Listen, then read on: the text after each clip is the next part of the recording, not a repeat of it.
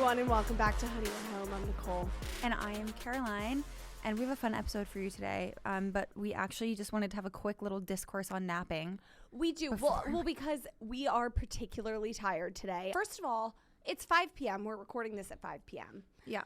Which is giving, like, we're working a corporate job and have to, like, skirt out after to do our side It's almost like you passion. forgot that when we started this podcast, we were recording at 5 because you were at Betches, and you would always be asleep. It's a little nostalgic. I'm feeling exhausted, and we're in the room that we first started recording in, so we're, like, physically and nostalgic. You look super beautiful. I can kind of see you through the microphone beam, like, I know, these you're are in kind puzzle of like pieces, but from what I see. You look sporty cute. Sporty chic. Wow. So basically I look fugly. I wish I could pull off a headband like that. I look like Trevor Lawrence, as John reminds me every time. You told I'm me not about somebody, this you in know, here like too. there are people that are like, ha ha ha, my boyfriend made a joke about how I look. He called me this or called me that, and they think it's like endearing. Yeah. I am not one of those people. If you ever post online, like, ha ha ha, he made a comment about this, like, in the back of my mind, I'm like, what a piece of shit. So imagine what I think when my own husband starts laughing at me like, you look like Trevor Lawrence. I don't care if it's true or not. You can pack up your shit and see me later. Yeah, like, goodbye. No, so we are tired today. But I took a nap. Yeah, so Caroline was like, I took a 2-hour nap today. First of all, I have logistical questions. And again, I'm not trying to sound like a pick-me because I told you I attended that wellness summit a couple weeks ago. And, like, a couple of the most successful women, like, some of them were like, a nap is good if you can, or like meditation. Like, I'm not bashing those things because I truly need and want to do more of those things. But napping logistically, what time of the day are we doing it? And, like, how? Are you in makeup? Are we napping in makeup?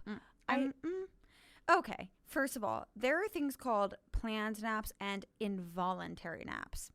Sometimes I have involuntary naps. See, so if I'm not understanding. Rarely, I think that's what mine is. Yeah, I'm not understanding how you're not understanding that because, like, I don't understand a world in which I live on the same planet as other humans who are not, from time to time, so tired that they physically cannot keep their eyes open. Like, today, I think it's because I stayed up late the past few nights. Yeah. And I also am ovulating. And that's when I, like, get the most. Ovulating. That's when I get really tired. So I literally was on the couch and I'm like, I had already gone on a walk in that morning and I was like doing everything and I'm like, literally could not keep my eyes open. And because I'm working from home, I think there's something about the environment being so cozy, relaxing that it's too relaxing. And so I'm like, but I knew that I was about to involuntarily fall asleep. So I laid down and went to sleep. Well, here's my first thing with that, because I have, yes, done that very rarely. And it's if I'm working from the couch. I think that's why people have a desk in their home, because truly, I mean, and actually the other night when I was editing last week's episode, I was falling asleep at the table while doing it. Yeah, which is now my desk. I think sometimes that's an excuse. It's not an excuse, sorry. I think it makes it worse to be on the couch, but it's not like it can't happen elsewhere. Yeah. For example, I'll let you in on some information. When I worked for Wells Fargo, this would happen to me at my desk. They had these little, this is so terrible. I'd be like, the fact I didn't get fired is beyond me, but it's not my fault. God created my body, not me. Take this up with him. I would be at my desk and my eyes would be shutting on me and I could not do anything to keep them awake. So they had these little rooms. They were like call rooms. I don't know what these rooms are used for because we took our calls at our desks, but I think a lot of banks have these for like napping and crying. Yeah, like that is what, and like we all know. Calls. No, we all know that those are used for naps and cries, but I don't know why they were put there. Like they have desks in them and wall phones, like wired in phones. Yeah. And I don't know if they were supposed to be used for like interviews or whatever, but like people don't use them for that. I used to use those if I needed to like call my gyno. Well, we would just go outside. Like we would go downstairs or something. And like there's so many common areas. I would go in there and I would sit on the ground with my back to the door so that if I fell asleep, nobody could open it. That's amazing. And I would fall asleep for like 17 minutes, which was like the time that it might take you to go downstairs, walk across the street, get a coffee, come back or whatever. That's like no amazing. And that just made me remember I worked at Verizon Media for a year for this brand called Makers. But it was like HuffPost, Yahoo, the same building as like Instagram and stuff. And I swear, if anybody out there worked for them, because it was a big company, there was a napping / meditation room, but no one ever used it. Yeah. It's one of those companies there where they're like, here, like nap, unlimited PTO, but if you use it, we'll fire you. Yeah, one of those. Which, you know who else is like that? Goldman is like that with their like paternity leave. They give you great paternity leave, but I found out that like if you use it, like you kind of get screwed. Really? Just the world is a very lovely place to be in right now. I can't even like get into the topic of paternity leave because it stresses me out. But we talked about this recently. I think I said this on here where I was like, oh, we should go to Charleston for a little while. And then John was like, people don't do that. Did I say that on here? No, I don't think. Oh, when you have a baby? Did I just tell you this where I was like, sorry, I didn't tell you guys this. We had this whole conversation where he made a joke about like, what if we just moved to Charleston for 6 months after we had a baby? And I was like, that's a great idea. People because like do that. Because my parents have an extra bedroom and my mom already has a crib. Didn't I tell you guys this? Like that my mom literally bought a crib. Okay. Yeah. John was like, people don't do that. And I was like, people do that actually. And he was like, but, you know, like, I feel like we're supposed to, like, figure it out on our own. And I was like, that is the problem right there. You aren't supposed to figure it out on your own. No, they say it takes a village. And that's what they mean. And I said, actually, I could do that, but you also could do that weirdly in that phase of life with paternity leave where we could have a baby and then relocate somewhere for a few months where we had access to fresh air. No one's going up and down the stairs. You're not isolated in this tiny little area. Somewhere you had warm. Like if one of our families lived by the beach, I would probably do that. Like, I think it would be great. But in Jersey, yeah. Like if I had family if I gave birth Florida or Charleston or something, I would probably do that. But logistically, what do people do? Do they have the baby then fly down, or do they birth the baby down there? Well, I was like, do I birth the baby there? Because I know they have a really good hospital. But then I would have to. That's hard because you'd have to move there like within 2 months of your due date, preemptively. You allowed to fly with a newborn? Yeah, you can fly with a newborn after like a certain amount of time or whatever. Like you could do that. Makes more sense than thinking that you could be there for the birth. That makes more sense. To when my sister, we were all rescheduling our weddings, like me and my brother, because of COVID, and my brother was about to plan his and schedule it a week after mine in California, which I was like, a week after back yours? Off. Yes, it was these were rough times in the Pellegrino family, like truly, because I love my brother more than anything. He's a harmless angel.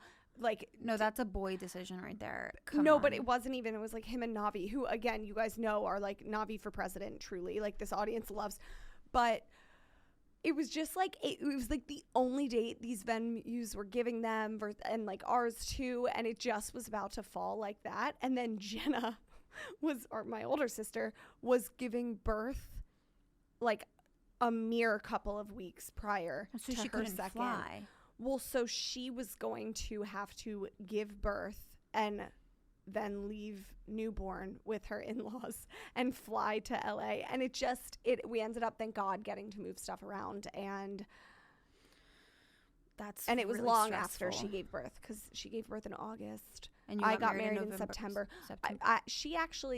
We talked about this on her episode. She was 1 month postpartum when she was in my wedding.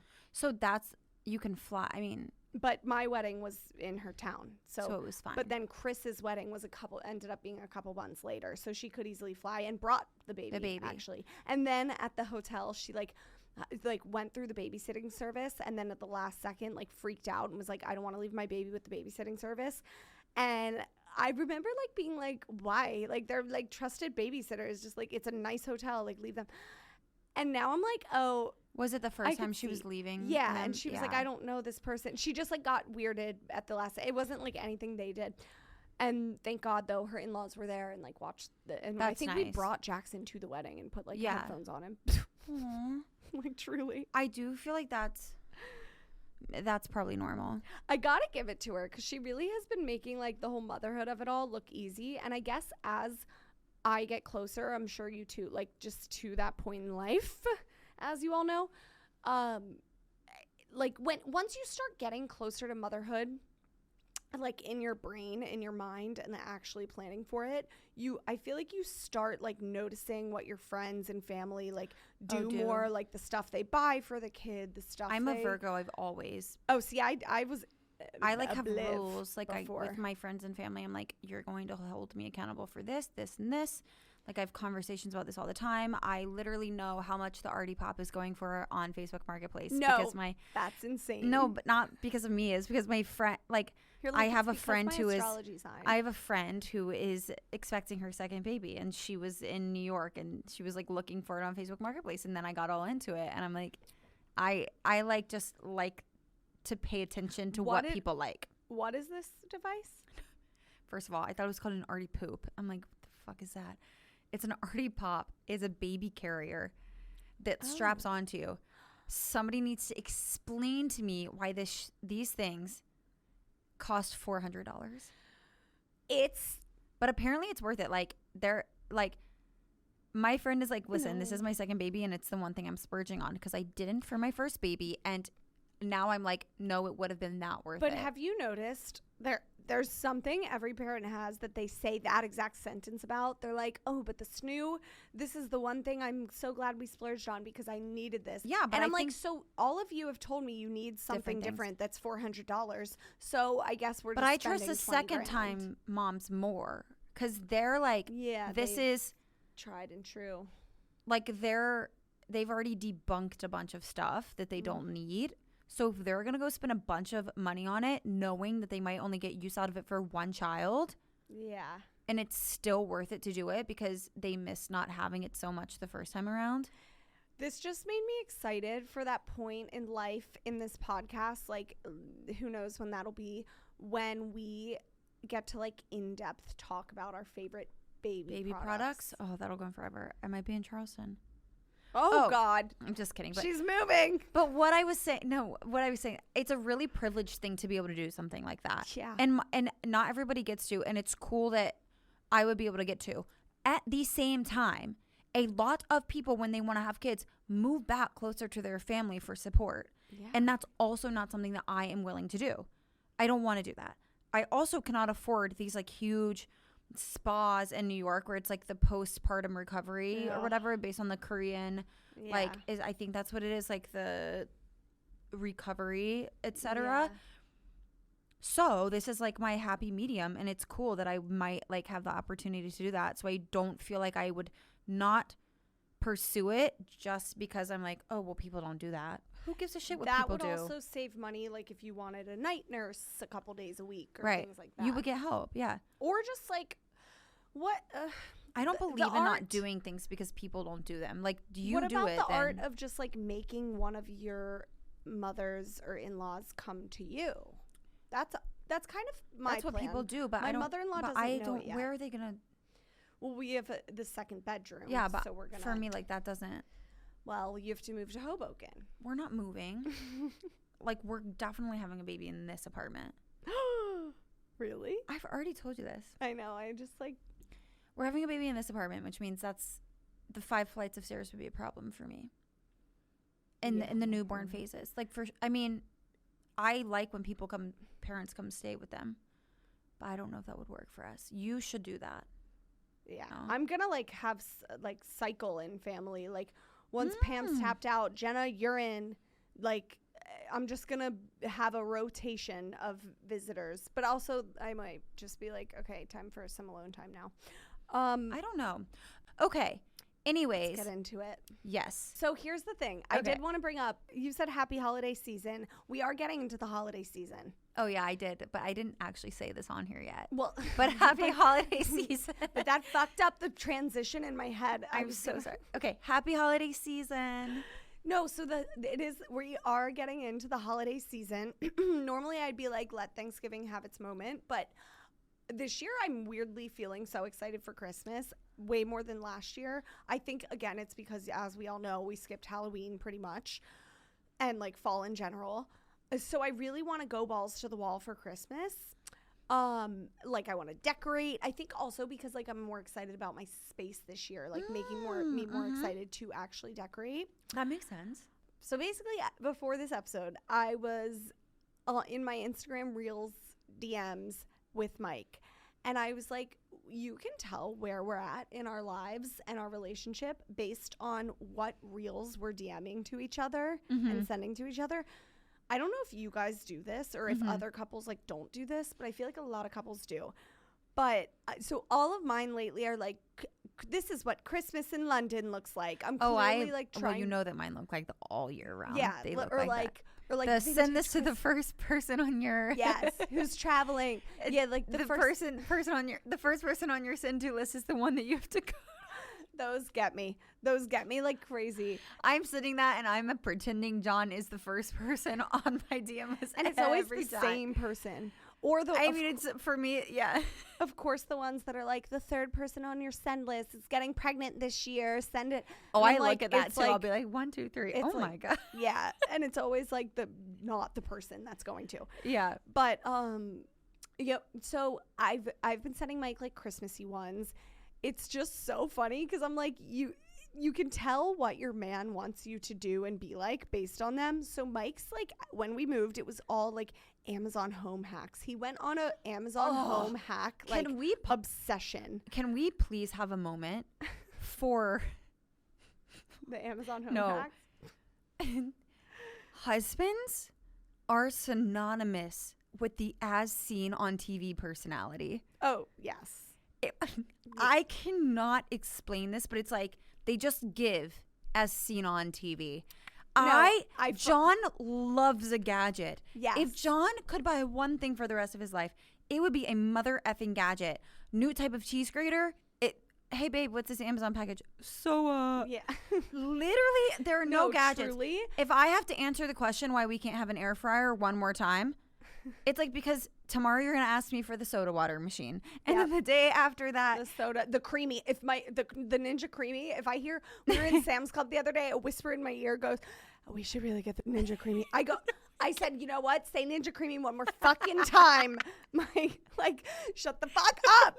I'm going to wake up at 3 a.m. with the devil in my ear saying Ninja Creamy. Do you know how many of the vegetable choppers we've had? The vegetable choppers. And they're all ugly. And they cannot be stored anywhere, and they are impossible to clean. We have a fat mandolin that I think is meant for like a huge restaurant kitchen. I'm like, where the fuck am I supposed to put? Because Mike had to have a mandolin. No, the gadgets are, we have this like fly zapper thing, and it buzzes and it beams up. Like in Taylor Swift, she's like, did you really beam me? That is what the fucking fly trap looks like. A fly zapper. It's a big blue UFO beaming up like into the ceiling to like get the flies and zap them. And it's big, black, and ugly. 1 week out of the summer. No, and it has like a huge, and we get flies, but I threw that sucker away.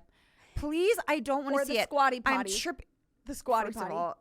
We don't have one because I can't. Where do you want me to store it? So I threw one away forever ago. Mike got the ugly plastic white one. Yeah. I said, this is when we had one bathroom. I go, this isn't going to be our one bathroom accessory. We're not, our guests aren't coming over and seeing this they ugly don't thing. put these things away when guests come over. No. Well, so now that we have 2 bathrooms, I allowed the bamboo one. I said, you got to splurge and get the nice one. Which is another art. And you might call us mean, but you won't because we're all friends here. When you have to sit down with your husband and be like, if you want to buy things, they have to come through me first. Yes. For aesthetic purposes. Yes. And I am encouraging you to be cutthroat, because what will happen is that your voice eventually implants itself in their head.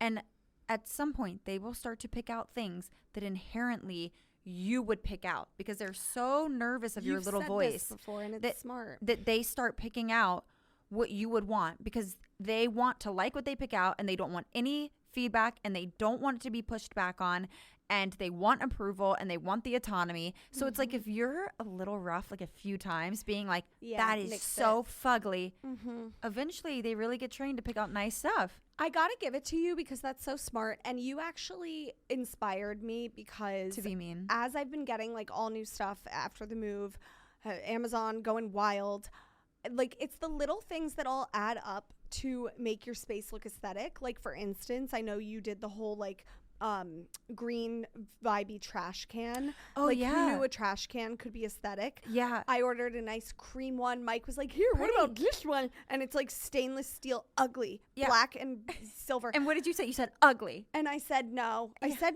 no. I said 20 extra bucks, up that budget, buddy. It's not because they have bad taste. It's because nobody taught them how to have good taste. Right. I'm not being mean to you inherently. I'm helping you get somewhere that you should have gotten a long time ago. And there's a fine line between, like, there's a balance. It has to be practical and aesthetic, not just practical. That's why, like you said, with the as seen on TV, if it were up to Mike, our whole apartment would be just as seen on TV gadgets, no matter what color they look like. Right.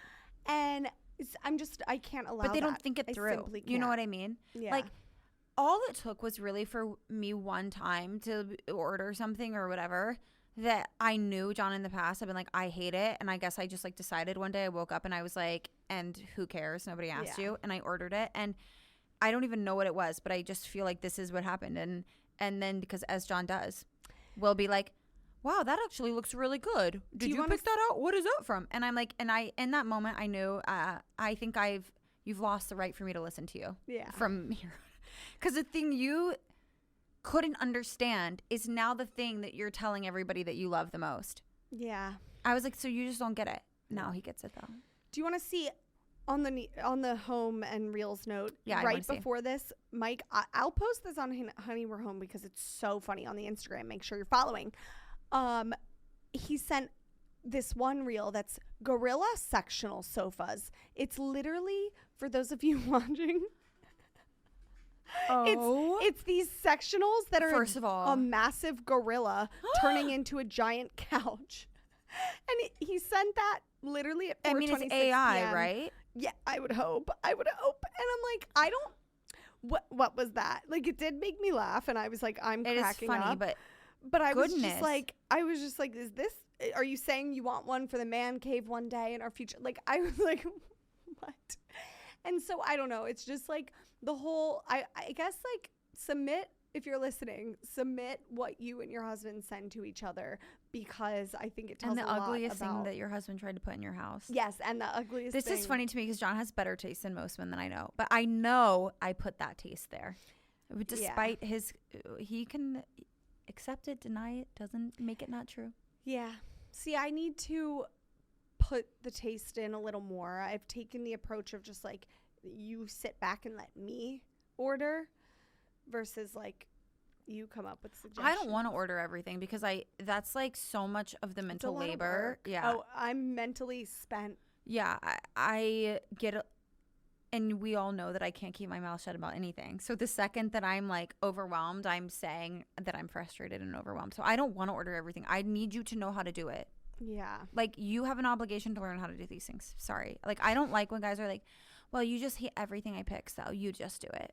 I don't like that. Well, like, because if I'm saying to you, you pick something, and I'm saying to you, this doesn't work because A, B, C, D, E, F, G, and all of those things are perfectly valid reasons, then just absorb and educate yourself on the fact that that is why that doesn't work. And then take the critique and apply it to the search. Take the critique and apply it to the search. It is not an excuse. I know. I see straight through them. Yeah. I see straight through them. They're trying to say that so that they get off the hook for looking for things in the future. Yeah. And I don't buy that. I don't play that game. Yeah. Anyways, enough of that. Guys, we do have something to say. Even though we're halfway through the episode, we did want to say this in the beginning. We're going to do a giveaway for the holiday season. We are giving you guys some of our favorite things from our favorite sponsors. Just some of the goodies that we've like talked about. Just some of our favorite stuff that you'll want to win. Yes. And we are going to release more details soon about date. You'll have plenty of time to enter, etc. We really just want to like kickstart the holiday season. Like, you guys are the reason that we are what we are, and we aren't anything without you guys being involved in the show, to say the least. So we wanted to do this. And it'll be really fun because I think some of it hopefully can be stuff that you can like gift to your significant other or like someone in your life, as well as like keep for yourself. One thing we do know though about said giveaway is make sure that you're following us or subscribe to us on whatever platform you listen to us on, and make sure you're following us on Honey We're Home at Honey We're Home Pod on Instagram. And that leads us to our second housekeeping announcement, which is we instated a voicemail line. This will be really fun because, okay, like as you guys know, you love emailing in at honeywe'rehomepodcast@gmail.com. You can still do that if you want. But voicemails are so nice because you get to add your own like personal voice and touch and tone, and that will just help us be able to give better advice. We need to hear your voice. We really do, and we'll play them on the podcast. You can still keep it anonymous. You don't have to be like, here's my name, home address, and keep it anonymous. But yeah, it's just a fun little way to interact. We're moving on up in life, and we're really excited about that. That's linked in our bio on Instagram. And the show notes will definitely link it. And it'll be in the show notes. You won't miss it. So you don't have to like hand type something into your browser. It is linked there, so it's easy. Okay, so this segment is going to be so much fun, you guys. Okay, so buckle in. Okay, so Dirty Laundry is where you guys submitted your wildest confessions, and let me just tell you, they are so funny. And I love them because I was reading them on the way here, and I was like, they're actually going to make a lot of people feel less alone. Like, they're bad, they're dirty, they're funny. We'll get into it. They're wild. But these are just funny in general, so let's read some of them. I have a remote job and do about 30 minutes of work a day. What? Like in her 9 to 5. I read that and I was like, boss. Like, honestly. You can never quit. She finagled a dream life. God, that is so nice. Like, gets paid a full salary. I wonder if it was always remote. Because I would feel really bad for her if she used to have to be in the office 5 days a week and she spent all but 30 minutes a day. That's miserable. The feeling of being in the office with nothing to do. No, when you know that there's other things you have to do outside of the office, like not even being able to take your dry cleaning somewhere. No, truly worst feeling ever. I'd rather be swamped busy than not. Yeah. Than making busy work. No, you want the appropriate amount of downtime. Yeah. But like when you have to sit there and think about your wasted time and all the stuff that you still have to do when you get home. Absolutely. Life's too short. That's a great one. This one is my favorite. I cheated on my boyfriend with my boss in his grandfather's bed on our lunch break, sober. Her boyfriend's?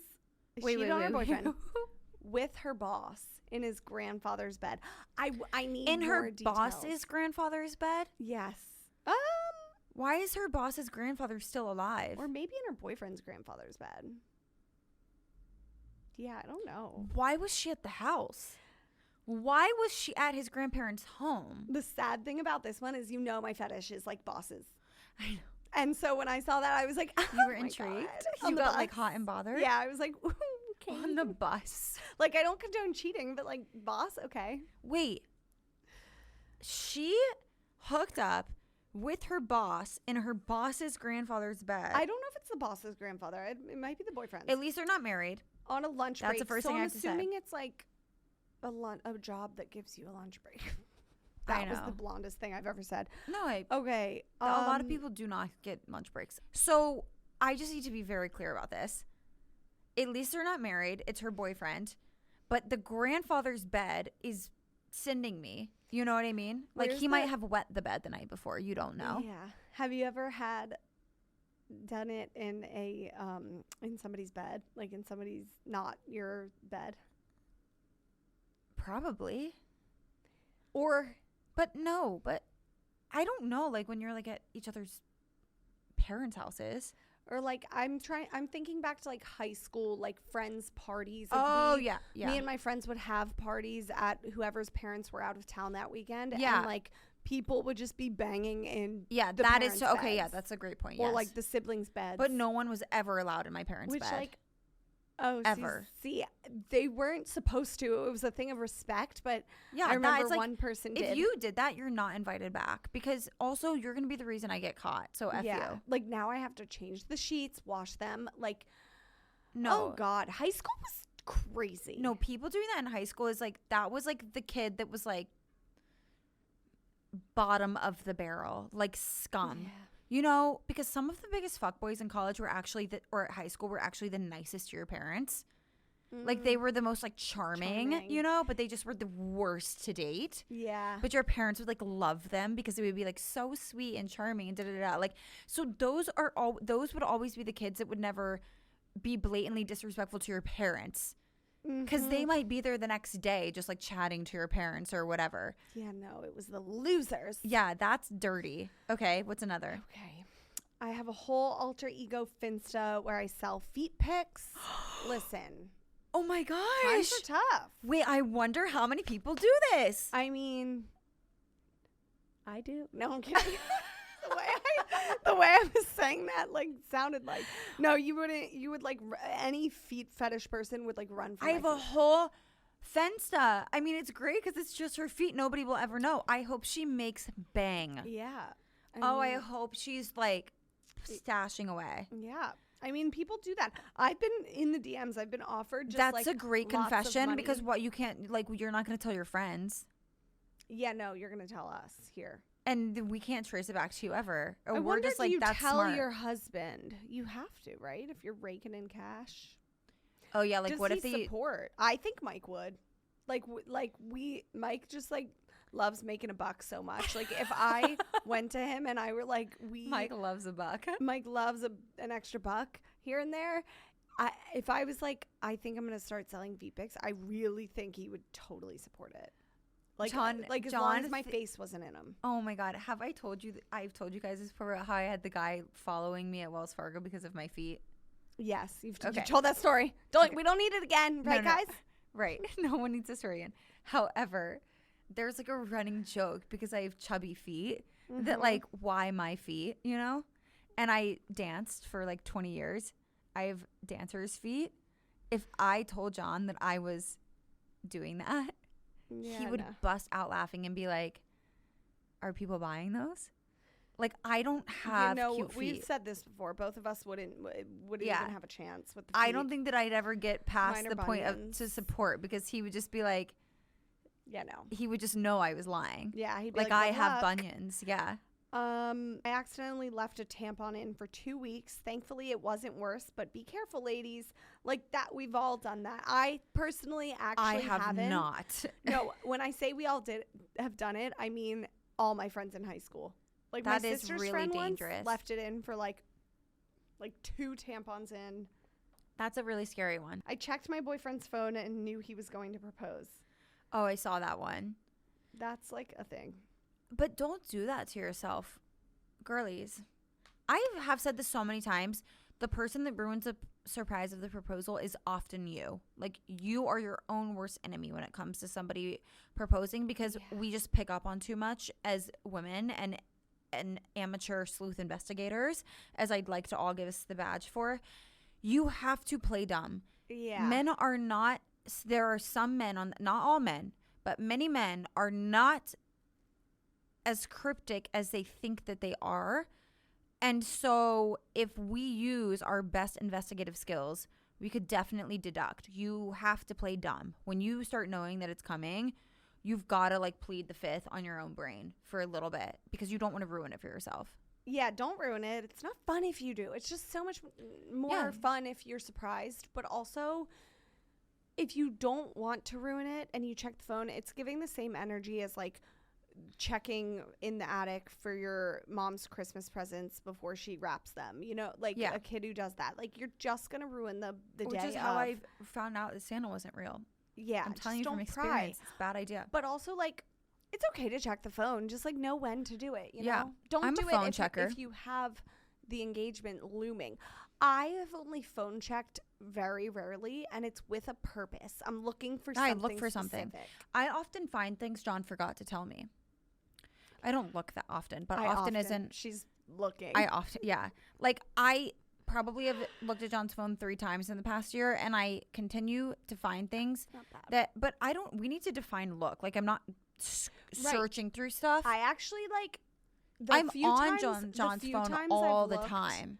The few times I've looked on Mike's, it's actually when he's in the room. Like, I'm not hiding the look. Yeah, I don't hide the looks. And it's like I'm going to a specific something. I'm on John's phone. I think it's weird if you don't have Oh, I have no boundary. If there's something you need to hide from me, then you should not have married me. I don't know you've already proposed.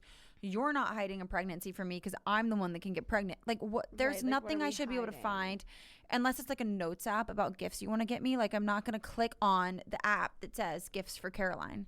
But now that I think of it, Mike's like never gone through my phone. Yeah, John hasn't either. I mean, whatever. What can I tell you? He's free to if he wants. Yeah, like why haven't I mean, my sickness and your sickness do not need to be intertwined. So much less like psycho. But I do. Someone like interesting will text John and I'll see it and I want to go look at it because I'm like, oh, you haven't talked to them in 2 years. Like, what do they want? I just like to know things. I have boundaries around. Like, I don't go through the texts, but like if I'm looking for something. Once I found out that John's mom got a surgery from his text that he didn't tell me about. Oh God.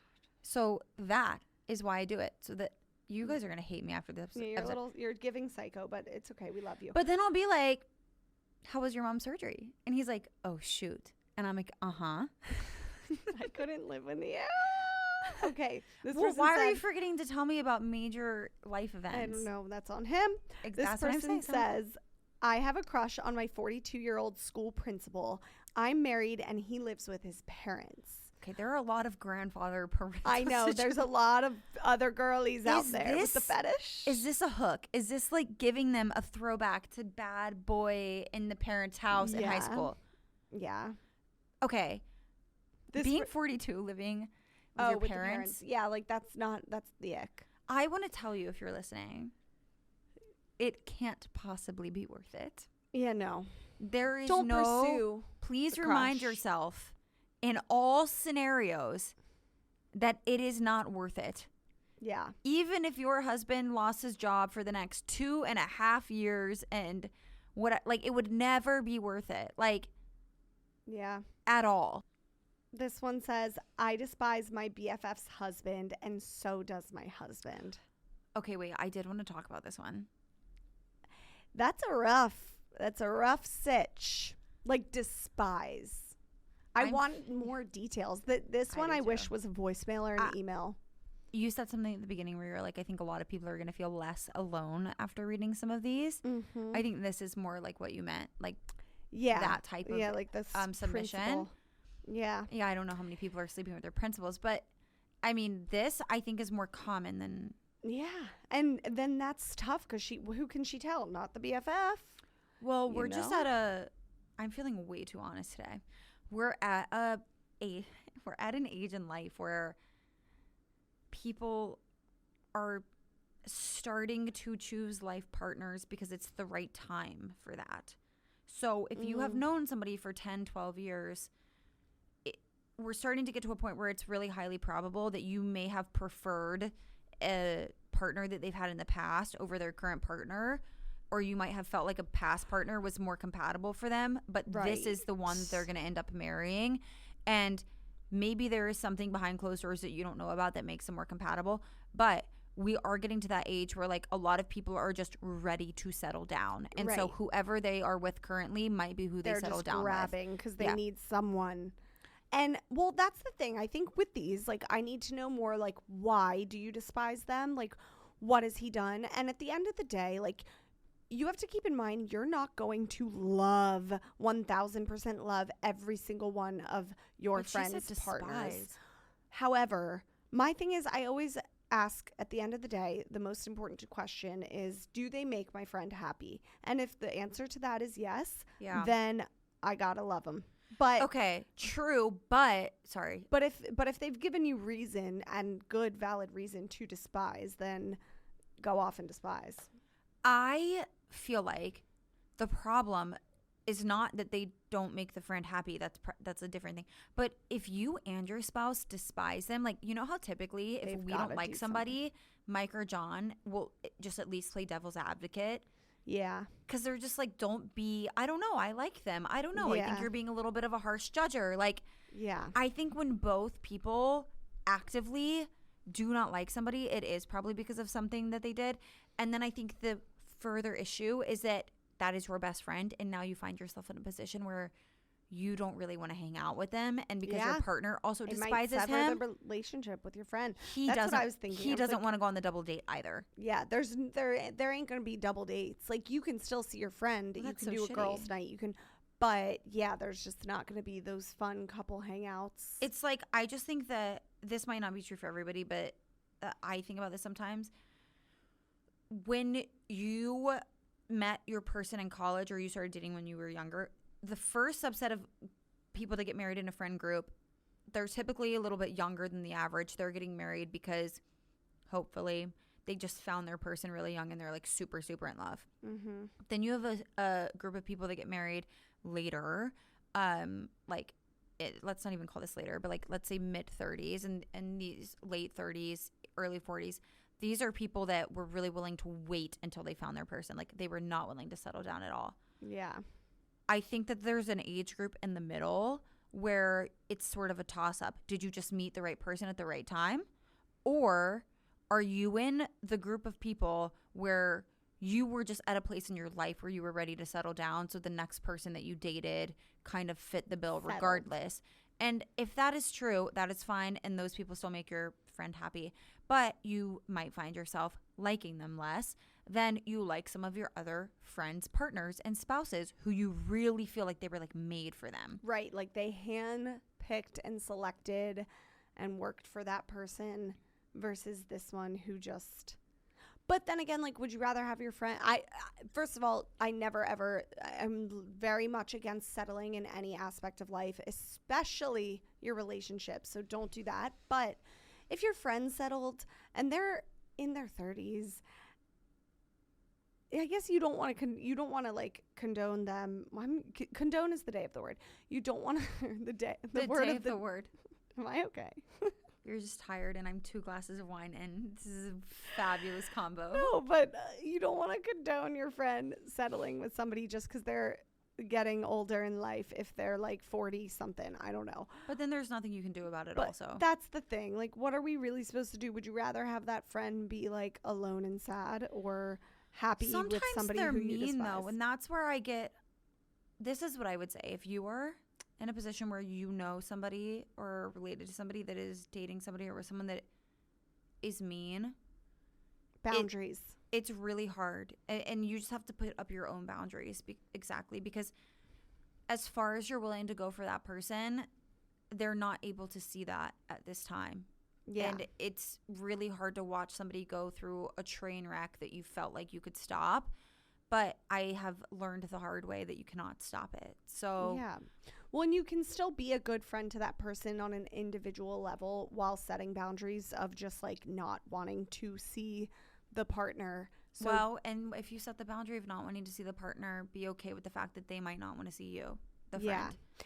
And that's hard. But this is where I would just shadily go about it and not say anything about not wanting to see the partner. I would just like say no to all the hangouts with, like, if they're like, come visit us, and then I would just like hang out with the friend. They're going to pick up on it, but that's okay. I mean, yeah.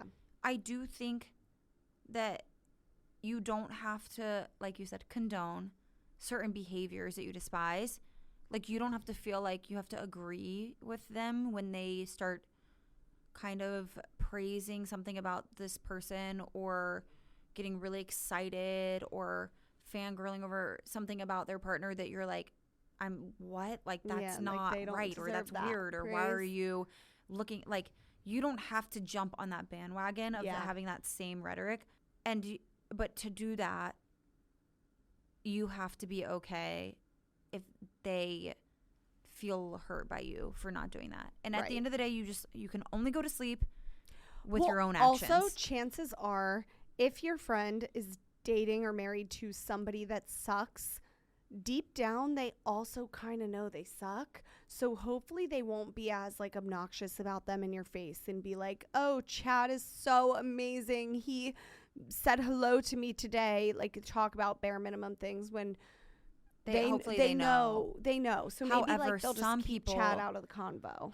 Do you know there are some people though that like are looking, they're so delusional that they're trying to convince themselves. Yeah, they gaslight their minds. I do that with other things. Like but not with your relationship. Like, they're trying to gaslight themselves into believing that what they got was not just the bare minimum. And sometimes they bring it to a group to look for validation that it is great and award worthy and positive and incredible and gentlemanly, because they're trying to say like, don't.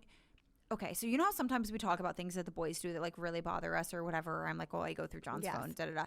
Like, we're not scared to say negative things because I'm not like... give them a lot of positivity behind closed doors. So well, I'm also not like seeking validation from people on like the positive things. Like, I don't need that validation to know that the positive things are like positive.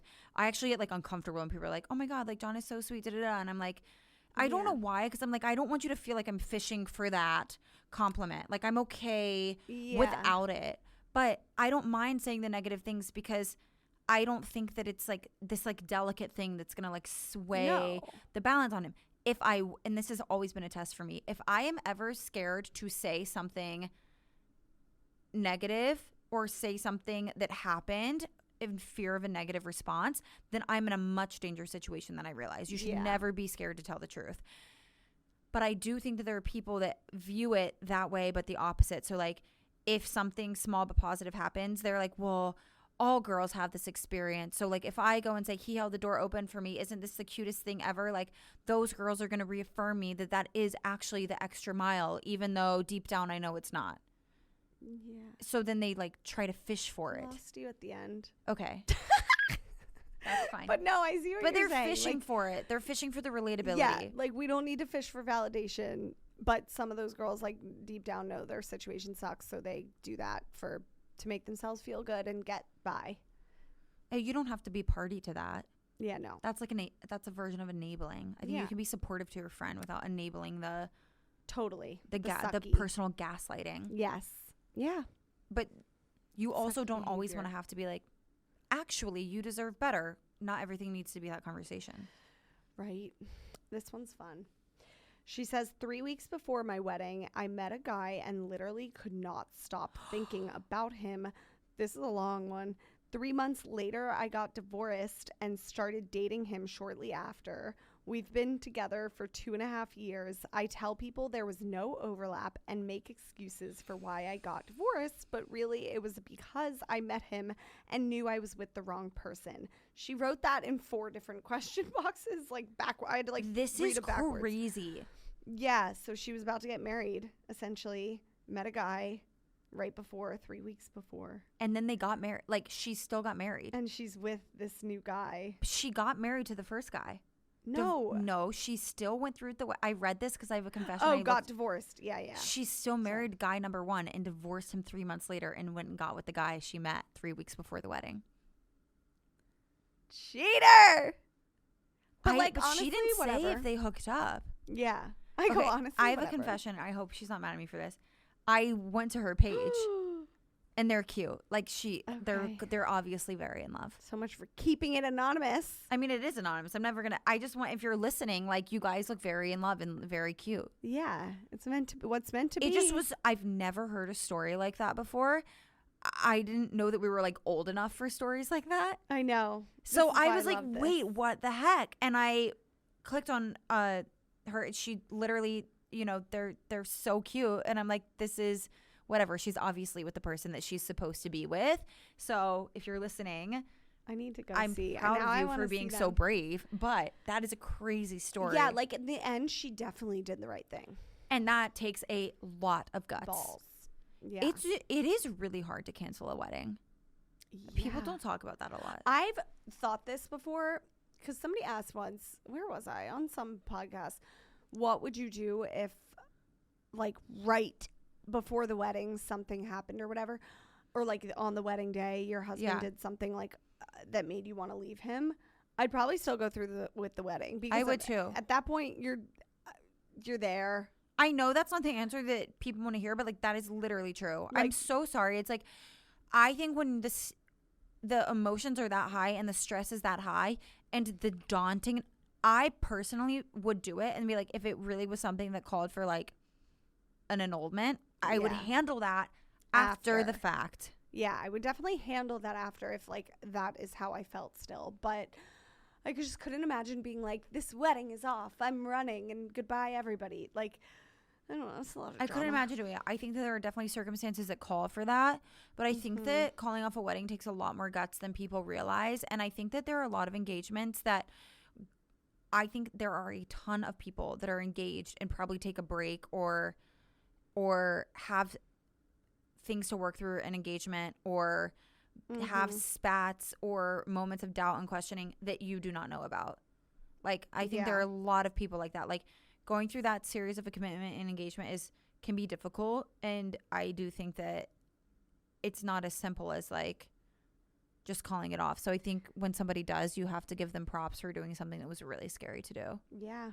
I've had friends who have done not similar to this. This one is crazy, but like I've had friends who are divorced and with the one that they're supposed to be with now. I mean, and it's like, it's never easy. No, it's very scary. Hard. You have to have an insanely strong sense of self and bravery. Yeah. And I'm nervous that I don't think I would have that in that moment. I'm just like, I'm letting you know. Go off, live alone. Yeah, no. One time I had sex with my boyfriend after touching a pecan that he was allergic to and made it swell, but I didn't want to admit that I forgot about the allergy, and he still wonders why his dick was red and swollen for a whole day. This is giving like me forgetting Mike has celiac and this making has him happened to me. Things. What do you mean? I'm just telling you. You guys always want interesting stories from me, so now I'm telling you. What? You've touched a pecan and tell the story. I'm allergic to nuts. Yeah, we know. Okay, so like we all know. Okay, so John will eat nuts. Like he just will, and it's super annoying. And like, and why are they in the house? And your vagina swells up. Oh no, I would actually kill him. But we've had sex. So, oh my god, I can't believe I'm telling this. Okay, and then make out with you? No, when they finish, it's in their. Oh yeah. And I had to look it up. No. I literally looked him dead in the eye and I said, "Did you eat nuts today? Because I am itching like crazy." And he's like, "Oh my god, I'm so sorry." I looked it up and it was like, yes, the traces of it can come through in ejaculation. And I felt like I had a literal yeast infection. First of all, he will like eat nuts and like kiss me and I'll be like, most of the time he's good about it. But I'm like, seriously, bro, stop. If you're gonna not remember to brush your teeth, stop eating nuts. No, that's crazy. And but your allergy, thank God, because this is making no, mine is lethal. Yeah, no, yours is bad. Like if you eat a coconut right now, you'll like not a coconut, but yeah, I am allergic like a to tree coconut. Nut. Whatever. We have to take you to the hospital. Like but I know people. My good family friend has the most deadly like all nut. I'm pretty sure allergy. Yeah, to the point where she can't even use almond flavored things. And like shampoo, can't use that. I can't use that either. It's kind of sucks. But like contact. But I'm not like gonna die from it. Yeah. She ate something one time that was touching the pan that a peanut butter cookie was on and had to be blacked out, had to be rushed to the hospital. Oh my god. And the doctors were like, if you were 5 minutes later, you would have died. Oh my god. So I'm thinking, her husband, she's married now. He definitely can't kiss her after eating anything. And you cannot have sex. And I can't believe she didn't tell him. It's like just like, what are you gonna break up with him? Or he wouldn't have broken up with her for it. Yeah, I would tell because it's kind of funny. I might see the look on John's face when I was like, "Did you eat nuts today?" And he's like, and I'm like, "Why won't you stop eating nuts?" That's so funny. It was literally like inside of me, and I didn't know Googled it, and it was like, yeah. Not eating, like, did he eat you out? Wait, there was one more that I can't. These are all over the place. Wait, where is it? This one. Okay, this one's raunchy too. I lost intimacy after the baby and developed a crush on another man that lasted over a year. I saw this. Where are we talking crush? Like, what kind of crush are we talking about? I don't know. I was wondering the same thing. Because I have a crush on Ryan Gosling. Right. I feel like she could have given more information. A crush, like I want to leave for him. Right. And do you have a relationship with him, or is this a parasocial crush? Yeah. Is it like somebody that works in your office, but you don't have a relationship, or is this somebody that you're going to lunch with every single day and you're like emotionally cheating?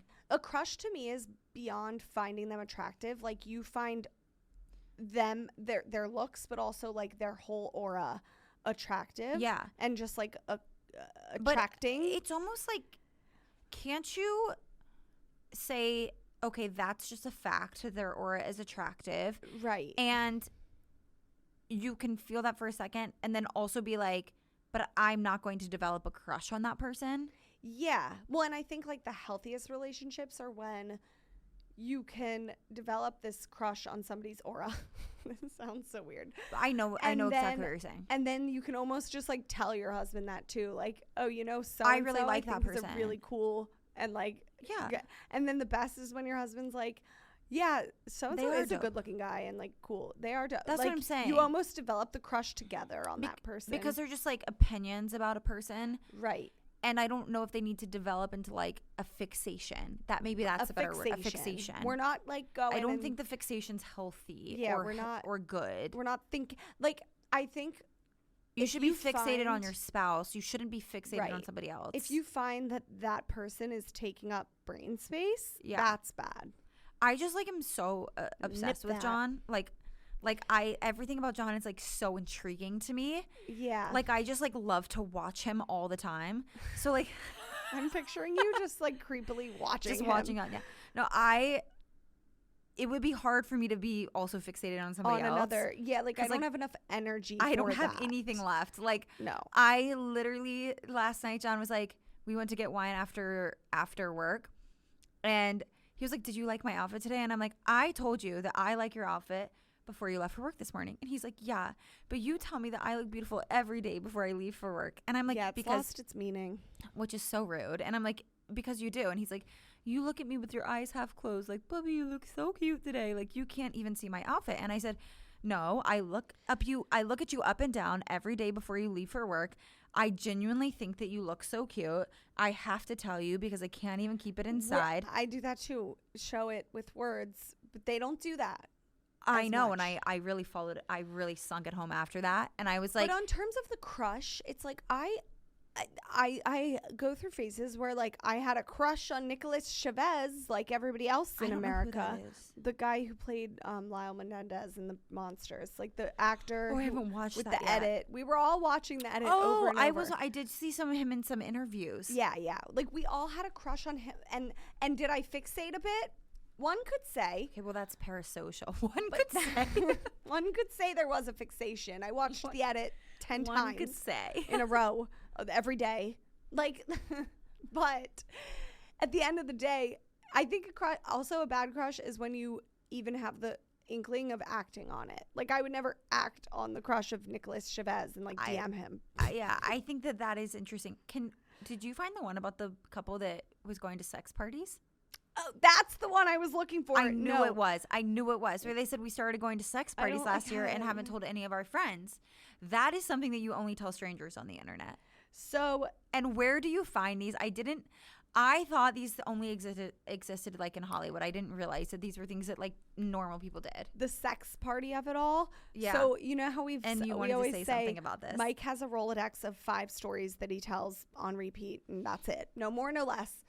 The sex party is one of them. So long story short, we found ourselves accidentally at a sex party. This was like 4 years ago at this point. This was a while ago. We lived in Brooklyn at the time, and we were in Bushwick? No, Bed-Stuy. I don't know. Somewhere in random deep in Brooklyn. And we went to this party with our 2 friends, another couple, and it was their friend from like Singapore, from study abroad, growing up somewhere, something with Singapore. And we're like, oh, cool. Like, we're going to meet some international people, have some fun. They were like, yeah, we're all black and like maybe some like lace thing. And I was like, okay, like didn't think anything of it. I wore this like little black cami. Mike wears like a black t-shirt. We have no idea what we're going to, but it wasn't like people weren't having sex. Like, thank God. It was just a BDSM themed party, but people were getting very into it. Like when Mike walked in, he got grabbed by a man and like pulled into the center of the party. And the man was like bent over and he was just like spanking him in front of everyone. And I'm pretty sure like put a ball gag in his mouth. And if you know Mike, he's gonna kill you for saying it. If you knew Mike, like, it was so funny because it's him, his friend, like his friend also named Mike, and they're just like cracking the fuck up. We're all laughing so hard at like them doing it because it's so out of his comfort zone. Yeah. And I, of course, was like, woo, this is fun. Like, I was like thriving, but it was just so funny. It was just like and truly, like, hands down, one of my favorite nights of my life. Now, I don't think that's the type of sex party that this submitter I don't think so. About. I think she's talking like Mormon wives. Yeah, like having sex. Yeah, I think she's like, and I don't really know the difference between like swinging and that. That's not like the same thing. I think there's marriages out there that do some weird shit. Yeah. Just to keep the spark alive. Yeah. And this is one of those. And honestly, if it works, just do it. I mean, as long as you're both consenting to it. Yeah, there's got to be rules. There have to be rules, because I think that's just a slippery slope. But it is very interesting because if that is something that you whether on advisement from a sex therapist or the internet, or you guys just sat down and talked about it, or someone invited you, I really don't know. Whatever it is that you started to do it, like how it started. But whatever it is that got you into it, it's like it is kind of now a part of your life that is taboo to share with the people around you. So it is like this little secret that you two have. Also, but what would happen if you just showed up and like your neighbor was there? Yeah, that'd be, or like somebody at work, I'd be so scared. This is how I think fear mentality. Or like, what if one day, this is, if you get into something like that, like what if one day you're enjoying it, having fun, doing it, going to your weekly sex parties or whatever the fuck, and stop. One day one of you wakes up and you're Tuesday like, nights. I don't want to do this anymore. I don't know. Like, that's when I think it causes problems. This is where I think that people are like, there are some bridges you don't cross. I don't know what those bridges are. I am only 3.5 years in. We'll have to check back up at like 10 or something. Yeah, like maybe I'll get really bored at age 47. I don't know because I'm not there. Like, but I have the type of personality where I'm going to hit age 45 and decide I'm like bored as fuck. And not with Mike. That sounds so bad. That is exactly what that sounded like. But just like with like life, like everything. And I'm going to need spicing. And I'm going to like, I'm going to go to Mike and be like, we got to do something wild. So you're going to go to sex parties? Like, I don't know. I don't know. You're saying don't count you out. Don't count me out just yet. But don't count me in.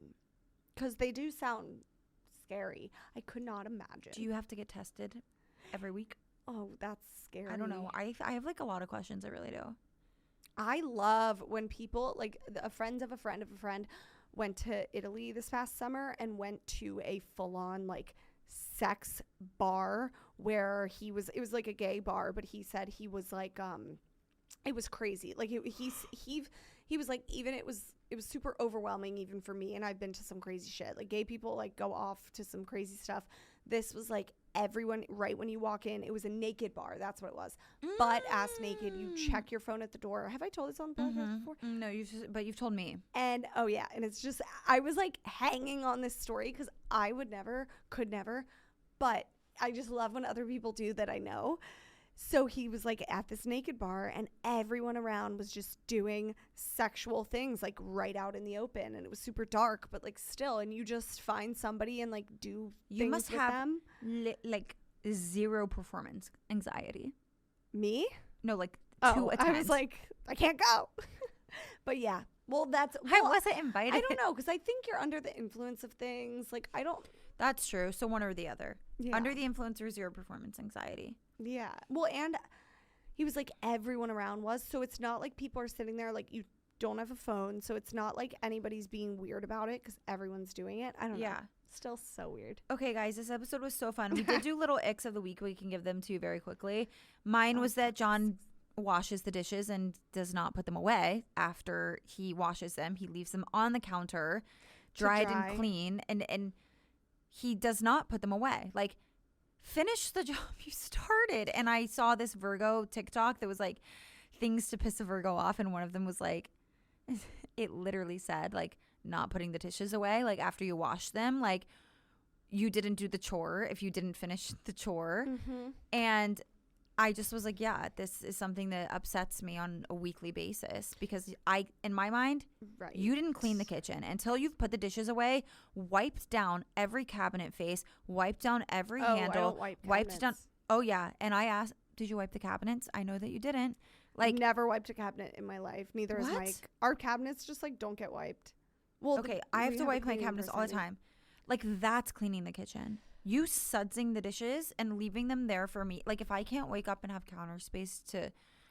So I think this is a men thing because Mike will wash the dishes. It's more like the big appliances, like the air fryer tray thing or like a big bowl, mixing bowl. He loves putting it out on the drying rack thing, which I get, those exist for a reason, drying but mat. So do drying towels. But that's the when I'm doing the big appliances, I'm drying and putting away. Yeah. And that's me saying something like, we all know I'm not the Miss Martha Stewart, Betty Crocker, cleaning and cooking left and right. But when maybe we are Martha Stewart because she's a little. I heard Bethany Frankel say Martha Stewart is a real broad. She puts up an act like she's like all homemaker, and then if you listen to her new documentary, she is. We're doing it tonight. That's on the agenda. Yeah, because when I get she's home. Like, I heard this clip where she was like, I don't have husbands because I really don't give two shits about their feelings. Hell yes, goals. Okay, but yeah, men don't do that. No, men don't put away dishes. My ick of the week was just. This is so mean, but.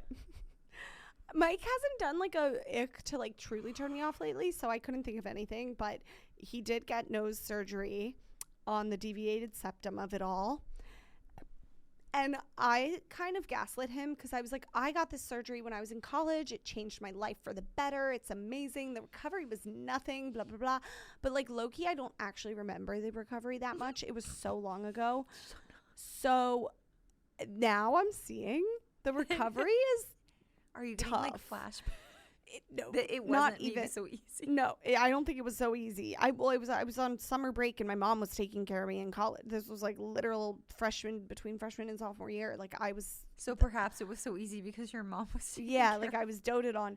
This recovery, I mean, he's handling it like a champ, which is my turn on of the week. That he's just like handling it all really well, but. Let's just say I've turned into a full-on wound care nurse this week. Yeah. I'll spare you of the details, but it's kind of gruesome. Mike was like, you should have been a nurse in a past life. And I was like, I hate when John has said that to me before too in his past football injuries. Like, that's not a compliment, my guy. Yeah, I was like, I know that you thought that and you were like, this will be a really nice thing to share. But I really wish that you had a third thought that was, but maybe I won't say it out loud. It's because they're not used to us doing that type of care. But saying like you would have been a really good nurse is like, okay. Yeah, I was and I didn't want to be one. I'm being very like I wasn't nurturing. Not a nurse because I didn't think I would be good at it. Yeah. I don't know. It's disgusting. But the turn on, I did have a moment where I think for any relationship, like, make sure they're settling. Am I okay? What am I saying today? I'm just like talking. I don't know. Make sure your significant other is celebrating your little wins because that's something Mike's been doing really well. Like we've been going through a fuck ton of stuff. We're exhausted. I have to do my IVF trigger shot tonight at 2 a.m. Literally, I am maybe you'll take a nap first. No, like I'm going to sleep before, hopefully.